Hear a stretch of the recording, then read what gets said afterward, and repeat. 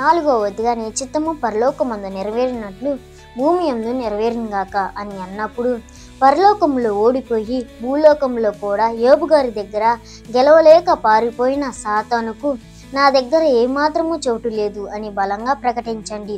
యోబు గారి లాంటి ధైర్యాన్ని, నిలబడే శక్తిని మాకు దయచేయమని ప్రార్థన చేయాలి. ఐదవదిగా అనుదిన ఆహారము నేడు మాకు దయచేయము అని అడిగినప్పుడు ఏలియా గారిని కాకుల ద్వారా పోషించిన అద్భుతాన్ని స్మరించుకోవాలి. నా దేవుడు గొప్ప పోషకుడు. ఏలియా గారికి దయచేసిన అద్భుతమైన పోషణను నాకు దయచేయమని ప్రార్థన చేయాలి. ఆరవదిగా మా ఎడల అపరాధము చేసిన వారిని మేము క్షమించిన ప్రకారము మా అపరాధములను క్షమించుము అని మీరు పలికినప్పుడు రాళ్లతో కొట్టబడుతున్నా కూడా తన శత్రువులను క్షమించిన గొప్ప భక్తుడు స్టెఫెన్ గారి చరిత్రను జ్ఞాపకం చేసుకోండి.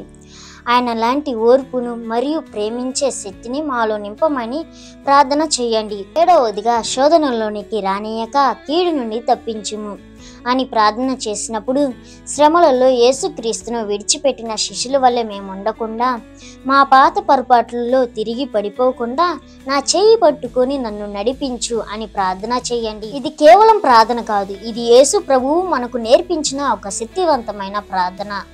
దీన్ని విశ్వాసపూరితంగా చేసినప్పుడు ఈ ప్రార్థనలోని ప్రతి ఒక్క వాగ్దానం మన జీవితంలో ఖచ్చితంగా నెరవేరుతుంది. ఈ రోజు నుండి లోతైన అర్థంతో ఈ ప్రార్థన చేయటం మొదలుపెట్టు. నీ జీవితంలో కూడా అద్భుత కార్యములు జరుగుతాయి. ఆమేన్.